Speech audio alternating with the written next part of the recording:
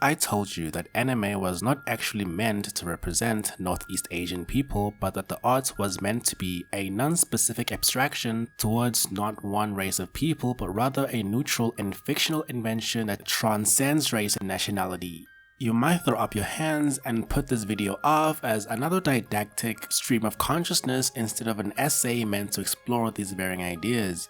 But here we are. I was watching Shumatsu no Harem, which in itself is a statement that demands further exploration, but I think we should stay focused here. Similar to most anime of its ilk, Shumatsu no Harem depicts women with ample body features such as large breasts and wide hips, which are said to be rare among Japanese, Chinese, and Korean people. A rebuttal to this idea is that most anime and manga feature characters with Japanese names, born and raised in Japanese society and culture, who are, by all accounts, Japanese. As such, most anime and manga does, for lack of a better term, feel whitewashed, as if meant to represent a specific stylization of European features as opposed to the individuals we are meant to believe they are depicting. On the one hand, modern anime is the source of this shift in beauty standards. When we look back at the Hokusai manga of the 1600s and its contemporaries, these stories depict Japanese-looking figures with normal features, while most characters of modern Japanese anime and manga appear to be not Japanese or Northeast Asian at all. On the other hand, not all modern anime and manga runs with this aesthetic. Akira and Perfect Blue are the notable exceptions, where instead of featuring whitewashed anime characters, these are the rare instances that actually show Japanese characters with Asian features. The kawaii features in anime such as K-On!, Cardcaptor Sakura, and Nonon Biyori have exemplified the modern anime aesthetic. But that aside, when we look at the beauty standards in anime and manga, one cannot help but heed the clear distinction between superior or main characters and inferior or side characters in certain Japanese anime or manga series. Here, there is a very obvious hierarchy based on physical appearance, with the Asian-looking characters being relegated to the inferior or side character roles, and the more Caucasian-looking characters being centered as the superior or main character types.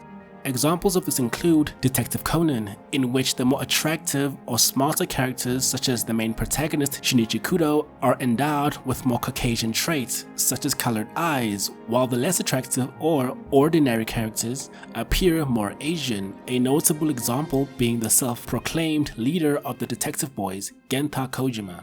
In fact, when comparing the depictions of Western and Asian-looking characters in anime and manga, the two are virtually indistinguishable in their physical appearance and usually have very little to demarcate their racial differences. The visual shorthand adopted by most of these stories is making the foreign characters have differently colored hair, the notable examples being Teresa Testarossa from Full Metal Panic or Mari Ohara from Love Live Sunshine, who is said to be half Italian American but with blonde hair. Now, this is not to say that Japanese anime characters resemble white Europeans 100%. In fact, the aesthetic sensibilities of anime rely on exaggerated cuteness and seductive appeal more often than not. It's important to understand that race is a social construct, so not every person of a particular race or nationality will have the same features. There are also exceptions to the generalizations regarding race, such as Northeast Asian women not having voluptuous bodies. It can be argued within reason that anime and manga characters and the aesthetic sensibilities of the spaces they occupy can and should be afforded the artistic liberty to depict their characters in a way that transcends the social constructs of race. What needs to be remembered is that there are greater genetic variations within specific races than between the different races, which creates an argument that one cannot assert with authority what Asian or even white people are supposed to look like. I think it's fair to say that because we live in a society in which beauty standards are a comical understatement of how much an individual can be worth, it's not unreasonable to assert that white supremacy and the advance of capitalism have influenced these standards. This influence has had a cataclysmic effect on all media, even media as vaguely obscure as that of the medium of anime, even though that obscurity has shifted into impending popularity within recent years.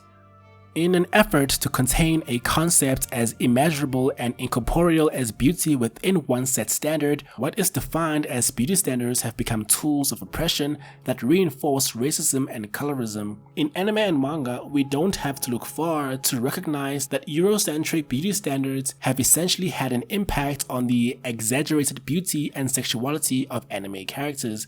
A comprehensive look into the artistic aesthetic of anime and manga would show that the Japanese anime characters do appear whitewashed in terms of the nose shape, the size of the eyes, what with the frequent featuring of the double eyelid, the colored eyes, and the colored hair, which are reminiscent of European features. One does not have to look further than Watashi ga Motete Dosunda, which begins with main character Kai Serinuma, who is heavy-set and has tiny eyes, dull hair, and wears unflattering glasses, and after losing a large amount of weight, her eventual emergence is kind of like a butterfly coming out of its cocoon, and it isn't long before she has several suitors buzzing around her. She went from resembling a normal Japanese schoolgirl to manifesting double eyelids and colored eyes, and we are driven to believe that now she's beautiful, now she's worthy of all this romantic attention. To put it in the simplest terms possible, why beauty standards in anime lean toward Western sensibilities is because beauty in and of itself is inherently racialized due to the legacy of Western colonialism.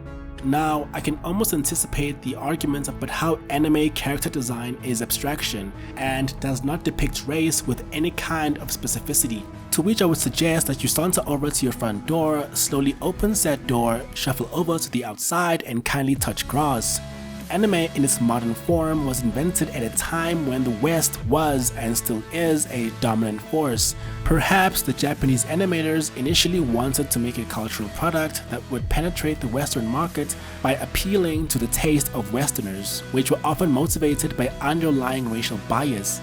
And while that's a valid argument, I would further rebuttal that it's not one that offers understanding and is, in a way, one that makes things worse, as it suggests that Western society desired to consume cultural products but only in its own image.